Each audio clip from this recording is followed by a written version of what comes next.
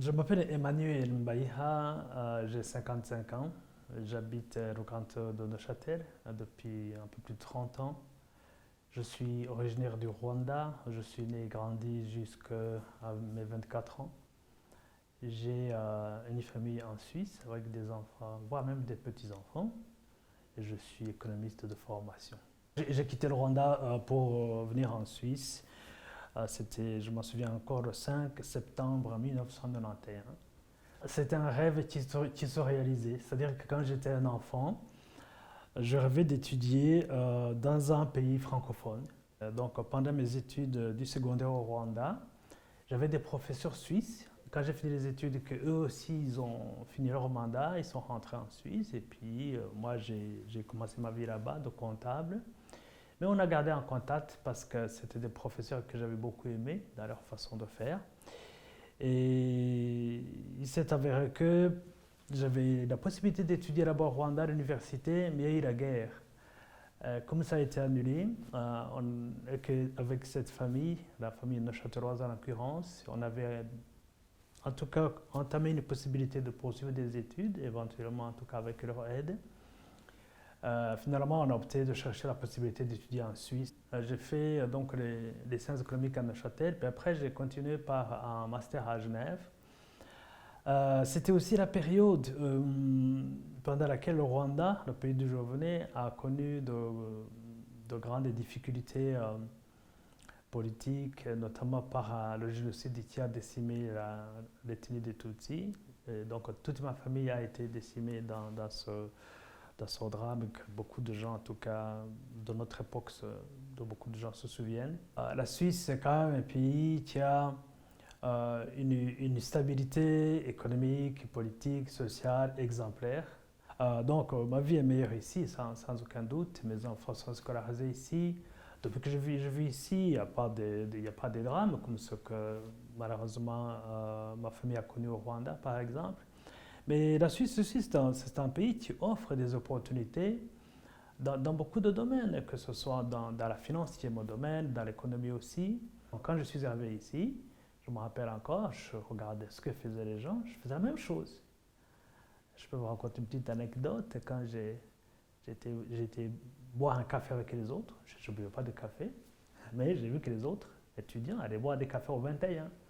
Et puis je suis allé voir avec, mais je ne savais pas comment on ouvre la crème, la petite crème. Puis les autres, je n'ai pas vu comment ils ont ouvert, mais comme je n'arrivais pas à ouvrir, puis j'ai voulu ouvrir avec les deux. Et c'était compliqué. Quand on arrive, on doit s'adapter.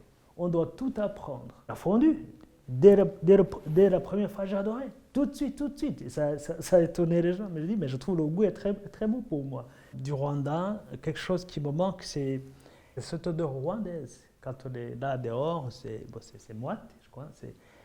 Voilà, il y a quelque chose de particulier qui est propre à là-bas, c'est à l'Équateur. Il fait 18 h du soir, pile la nuit, 6 h du matin, c'est le jour et c'est toute l'année comme ça. Pendant deux ans, voire presque 3 ans, j'ai vécu dans une famille suisse qui me connaissait, donc qui pouvait bien savoir les obstacles que je pouvais rencontrer.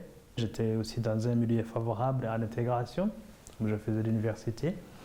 Je rencontrais des gens intéressants qui avaient une certaine culture d'ouverture. Après, voilà, avec la jeunesse, j'étais dans pas mal de choses, dans les milieux estudiantins. Je rencontrais aussi quelques personnes de la communauté rwandaise.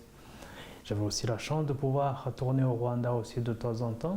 Donc l'été 92, j'ai été voir la famille, on a passé l'été ensemble, et puis c'est tout. Donc après, ils sont tous péri dans le génocide des Tutsis en 1994. Ça m'a permis de pouvoir donner chance à la génération, je ne sais pas si je peux dire la génération familiale, en tout cas ma famille maintenant continue de vivre grâce au fait que j'ai pu venir étudier et vivre en Suisse.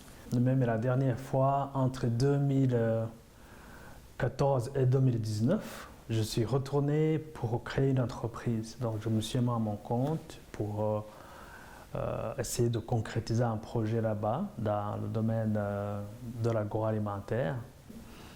Et pendant cette période, j'ai pu de nouveau renouer avec mes racines mais aussi avoir la possibilité d'en savoir un peu plus sur ce qui s'est passé pendant les années 90. Ça a été pour moi une période extrêmement intéressante de nouveau renouer avec quelque chose des racines, quelque chose de fondamental, d'avoir pu connecter mon passé et mon présent. Ça m'a permis vraiment de faire comme une sorte de puzzle qui est un peu achevé.